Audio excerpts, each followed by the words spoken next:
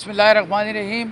आज हमें जो बुलाया गया था कमिश्नर हाउस में, सबसे पहले तो उन्होंने बात ये करनी, जो मार्केटें सील हैं उनको खुलवाना था, तो उन्होंने उसका तो ऐलान कर दिया है कि भाई कल से सील मार्केटें खुल जाएंगी।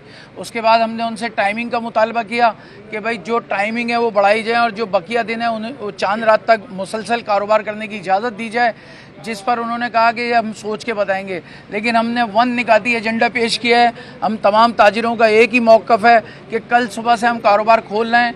हम जब तक दिल चाहेगा अपना कारोबार करेंगे, लाजमी तौर पे करेंगे, चाहे इसमें हमें अपनी गिरफ्तारियां क्यों नहीं पेश करनी पड़े, हम गिरफ्तारियां भी पेश करेंगे हर कीमत पे। मॉल्स के लिए बात हुई है, उन्होंने कहा मॉल्स का भी हम कल बताएंगे आपको कि कल मॉल्स खुलेंगे या नहीं खुलेंगे।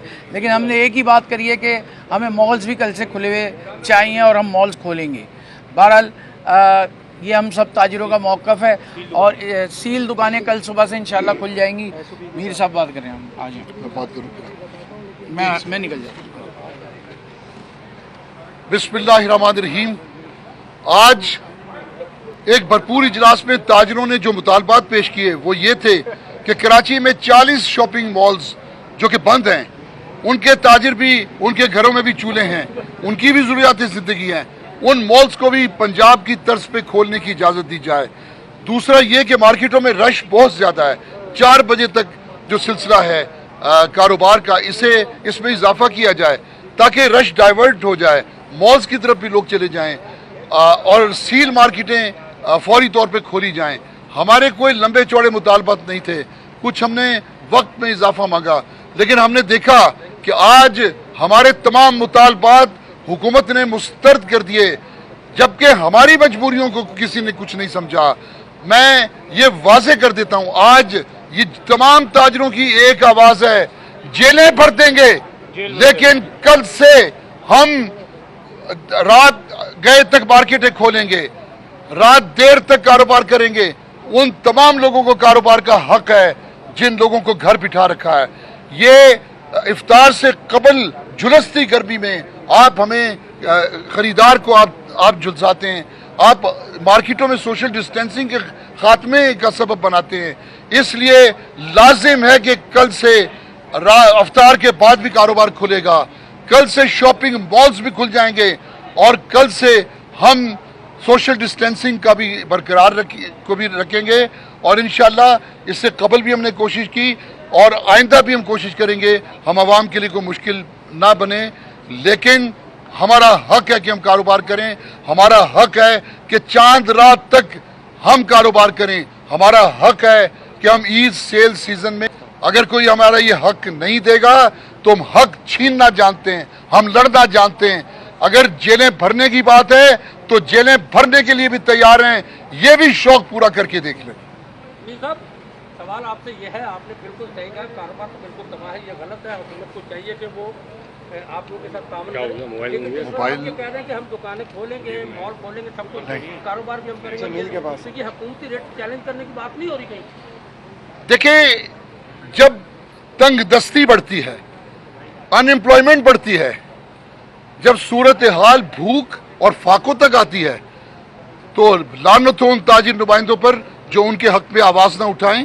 कोरोना से हमने पहले भी कहा कि हम एहतियात करेंगे, हम अब भी कहते हैं कि हम एहतियात करेंगे, लेकिन उन्हीं उस एहतियात के तकाज़ों को सामने रखते हुए हमें कारोबार करने का हक है।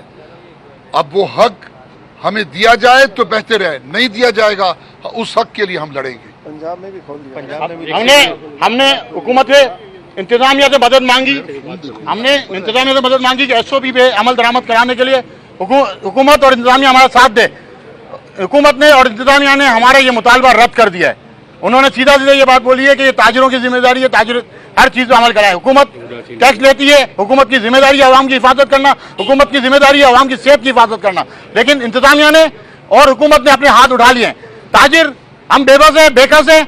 हमने हुकूमत वक्त से माली सपोर्ट मांगी थी, हमें नहीं दी गई, हमने लोन मांगी, हमें नहीं दी गई। अब हमें हमारा कारोबार जो कि जायज़ हक है वो भी हमें नहीं करने दिया जा रहा। लेकिन हम कल से तमाम मार्केटें खोलने का ऐलान करते हैं और कल से चांद रात तक तमाम मार्केटें बिला नागा जो मार्केट जिस वक्त तक चाहे कारोबार कर सकती है और हम जितने ताजिर रहनुमा मौजूद हैं वो तमाम के तमाम मार्केटों में मौजूद होंगे। सबसे पहले अगर जेल में तेरी शुरू होती है तो हम अपनी गिरफ्तारियां पेश करने के लिए तैयार हैं। बिस्मिल्लाहिर्रहमानिर्रहीम। ठीक है, इन्होंने मॉल खोलने का सफा मना कर दिया है। शॉपिंग सेंटर जो खुले हुए हैं, जो मार्केटें सील हो गई, वो उन्होंने खोलने का बोला भाई। सिक्योरिटी का मैंने इनसे सिक्योरिटी का हर साल पुलिस की सिक्योरिटी, रेंजर्स की सिक्योरिटी मिलती है, तो मैंने कहा वो तो कम से कम सिक्योरिटी रखे। उन्होंने उसका भी जवाब नहीं दिया। वो खुला कह दिया अगर आप लड़ाई झगड़ा करेंगे तो हम आपके साथ भी लड़ाई झगड़ा करेंगे। और मॉल वादा कर दिया, ये वादा कर दिया कोई मॉल नहीं खुलेगा, कोई टाइम का मना कर दिया। जो मार्केट जो खुली हुई है 4 बजे तक उसी टाइम पे खुलेगी, और कोई टाइम का बढ़ाने का मना कर दिया, और सिक्योरिटी का भी मना कर दिया। मैंने कराची कमिश्नर से ये वाली बात कही, हर साल सिक्योरिटी मिलती है रमजान के अंदर, रेंजर्स में पुलिस वाले सब हमारे कैंप लगते हैं। उन्होंने इस बात को भी रद्द कर दिया। अब अल्लाह ही मालिक है, ताजी बेदारी सामने गवर्नमेंट आमने सामने होंगे। बहरहाल आज हमने अपने मुतालबात रखे हैं। हम जो हमारे ऊपर जो इल्ज़ामात लगाए जा रहे हैं कि हम SOPs को फॉलो नहीं कर रहे हैं, उसकी वजह भी है कि 2 महीने से कारोबार बंद था। लोगों की ज़रूरियात है, लोगों का रश मार्केटों के अंदर आ रहा है, जिसकी वजह से SOPs फॉलो नहीं हो रही हैं। उसके लिए हमने इंतज़ामिया से मदद मांगी, वो इंतज़ामिया मदद करने को तैयार नहीं है। हमने अपने मुतालबात रखे हैं और हमने शॉपिंग मॉल खोलने का भी मुतालबा किया है, हमने डबल सवारी को खोलने का भी मुतालबा किया है, और हमने ये मुतालबा भी किया है कि रात देर तक मार्केटें खोलने दी जाएँ। मैं ये समझता हूँ कि इस मौके पर हम कोई कन्फ्रंटेशन नहीं चाहते। ईद का मौका है, हमने जिस तरह इस मसले को कराची चैम्बर की मार्फत हल कराया था, हम दोबारा कराची चैम्बर के पास जाएंगे, सिराज कासिम तेली साहब के पास जाएंगे और इस मसले को अफ़ाम व तफ़हीम के साथ हल करेंगे। यहाँ कोई ताजिर जेल भरो तहरीक नहीं चला सकता, ये कोई सियासी पार्टी नहीं है। हम मिल के जद्दोजहद करेंगे, दबाव डालेंगे और अपने प्रेशर को करेंगे, और इंशाअल्लाह हमें उम्मीद है कि हमारे दबाव के नतीजे के अंदर मार्केटें खुलेंगी बगैर कन्फ्रंटेशन के। Thank you. और इसमें एक बात आपको बता दूं कि जिस रवैये का वहाँ पर मुजाहरा किया गया हुकूमती वक्त की जानिब से, लग नहीं रहा था कि वो ताजरों से बात कर रहे हैं। वो खुला धमकी देने के अंदाज में बैठे हुए थे। सिर्फ मॉल खोलने का एक ऐलान करने का उनको था, इसके अलावा कोई दूसरी बात हुई नहीं। वो साफ साफ अल्फाज में कह दिया कि कोई मार्केट नहीं खुलेगी, टाइमिंग वही रहेगा। तो आज मैं और सिटी ताजर इत्तेहाद की जानिब से और हमारी तमाम ताजर बरादरी ये फैसला कर चुकी है कि कल से मॉल्स खुलेंगे, मार्केटें खुलेंगी। अगर हुकूमत इन ताजरों को, पाकिस्तान की मईशत को जेलों में डालना चाहती है तो हम तैयार हैं।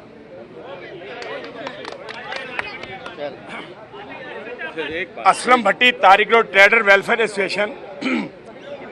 अगर आज जो हम बात कर रहे थे, हम इन्हीं की इज्जत बढ़ा रहे थे कि आप लोग अपनी इज्जत को बढ़ाएं और ये काम करें। हम जो आपको मशवरा दे रहे हैं, ये पूरी कौम की आवाज है, लेकिन इन लोगों ने हमारी इस बात को सुनने के बाद हमें इस तरह तड़ी दी है जैसे हम लोग हैं ना इन लोगों के गुलाम हैं। मेरे भाई, अगर इन लोगों ने हमारी ये बात ना मानी, इंशाअल्लाह ताला कल हमारी पूरी मार्केटें रात को भी खुलेंगी इंशाअल्लाह। बिस्मिल्लाहिर्रहमानिर्रहीम। मैं खादिम हैदरी हसनैन जाफरी। सर, एक छोटी सी बात, मैं सिंध हुकूमत से एक छोटी सी गुजारिश करता हूँ कि जब वो NCC की बात करते हैं और उसके तहत पूरे पाकिस्तान के मॉल खुल जाते हैं, तो फिर कराची के मॉल क्यों नहीं खुल रहे? जब हम NCC की बात करते हैं, पूरे पाकिस्तान के मॉल खुल जाते हैं, तो फिर कराची के मॉल भी खुलने चाहिए, फिलफौर खुलने चाहिए। मेरी ये दरख्वास्त है हुकूमत सिंध से कि ये ड्यूल पॉलिसी ना करे। बहुत शुक्रिया। खादिम हैदरी, यकीनन हसनैन जाफरी। दरख्वास्त की कि जो सुबह का टाइम है आपका, सुबह 6 बजे का, वो जो है उसको कम करके जो है 4 घंटे आगे बढ़ाए जाएं, ताकि 6 घंटे जो है वो जो पीछे रहते हैं लोग, उसमें दुकानें खुलती नहीं है, कस्टमर आता नहीं है, उसको बढ़ा के आगे करा जाए। तो उस सिलसिले में उन्होंने कहा कि हम बात करते हैं इस सिलसिले में CM साहब से। इसका फैसला CM साहब ने करना है उसको। और इसके अलावा मैं आपको बताता चलूँ इसका सिलसिला कि ये जो हमारे मुज़ाकरात हैं वो नाकाम नहीं हुए। इंशाल्लाह हम लगे हैं। हमारा मकसद ये है कि लोगों का कारोबार चले। मॉल्स के लिए भी हमें बात की हमने, उन्होंने कहा है मॉल्स के सिलसिले में NCC की मीटिंग, हमने कहा NCC की मीटिंग में वो टाइम लगेगा। वो हुकूमत पंजाब ने उसका ऐलान कर दिया है, तो आपसे भी गुजारिश है कल तक के उसका ऐलान करें, ताकि ये CM साहब से मसला हल हो कल, वरना हमारे पास टाइम बहुत कम रहा है। इसीलिए हम चाह रहे थे कि 24 घंटे जो बताने थे 24 घंटे, लेकिन कारोबार हम करना चाहते हैं। हम हुकूमत से लड़ाई नहीं करना चाहते, हम अपना कारोबार सेव करना चाहते हैं, लोगों को कारोबार करना देना चाहते हैं। अगर गवर्नमेंट चाहती है अच्छे काम करना, तो हम उनके साथ बिल्कुल शाना बचाना खड़े हैं। उनकी नीयत हमें जो है नीयत अच्छी लगती है। नीयत अगर अच्छी है तो हमारा जो है मसला हल होगा इंशाल्लाह। कल तक के जो है वो जो भी है फैसला इंशाल्लाह बताएंगे वो। और जितने भी मार्केटें जो सील हुई हैं वो उन्होंने जो है कल खोलने का ऐलान कर दिया। और चांद रात तक जो है वो उन्होंने 4 दिन का टाइम दिया है, जुमरात तक का, लेकिन हम कोशिश कर रहे हैं कि ये टाइम जो है आगे चांद रात तक बढ़ाया जाए इसमें। अगर डेडलॉक बरकरार रहा तो आप लोग का क्या मौक़िफ़ होगा? देखिए, हम लोग लड़ने वाले नहीं है, डेडलॉक की बात नहीं, हमें अपना कारोबार करना है। हम किसी की जायदाद नहीं छीन रहे, ना हम जो है कब्जा ग्रुप है, हम अपना कारोबार करना चाहते हैं, हम अपनी रोजी कमाना चाहते हैं। हमको कोई, हमारी किसी से कोई लड़ाई नहीं है, हम सिर्फ चाहते हैं हमें कारोबार, क्योंकि गवर्नमेंट, ना फेडरल गवर्नमेंट ने ना सेंट्रल गवर्नमेंट ने कुछ भी हमको नहीं दिया, कुछ भी नहीं दिया। हम अपना कारोबार करना चाहते हैं, तो गवर्नमेंट से जो है दरख्वास्त यही कर सकते हैं कि हमें कारोबार करनी चाहिए, लोगों को सेव करेंगे, अपने को सेव करेंगे और इंशाल्लाह कारोबार करेंगे।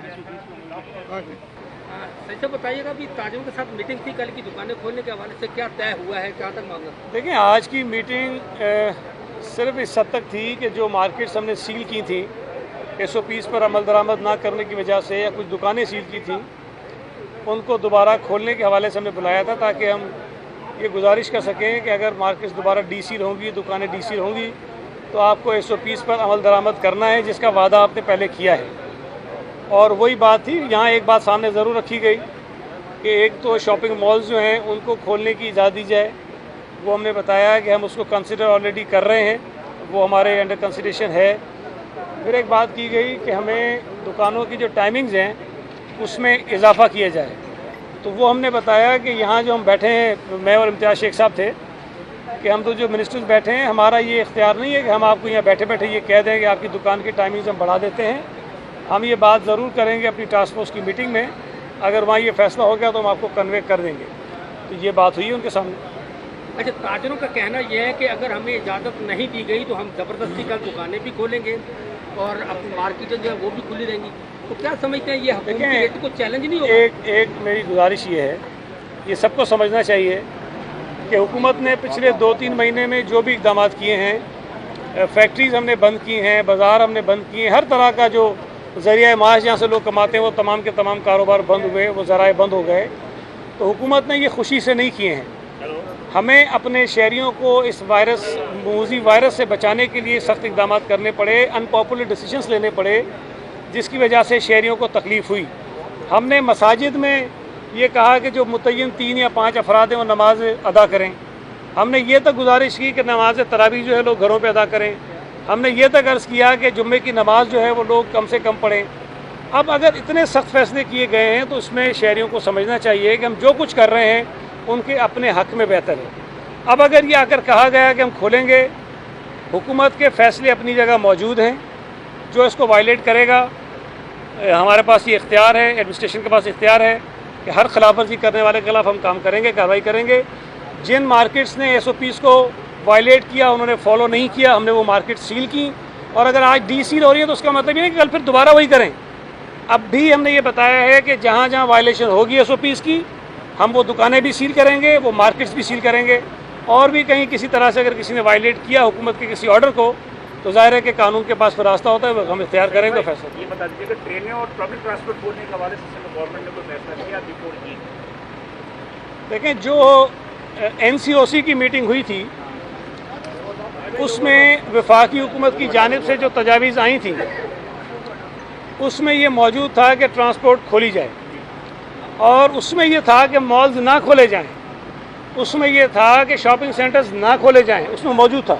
NCOC का फेडरल गवर्नमेंट के अपने प्रपोजल थे। वहाँ पर भी अक्सरियत जो सूबे थे उन्होंने भी, और दीगर जो लोग थे, सब ने मुखालफत की ट्रांसपोर्ट की खोलने की, सिवाय एक आध किसी जगह से आवाज़ आई, बाकी सब ने मुखालफत, इवन पंजाब ने मुखालफत की। उसके अगले दिन NCC की मीटिंग हुई जिसको वज़ीर आज़म ने प्रेजाइड किया।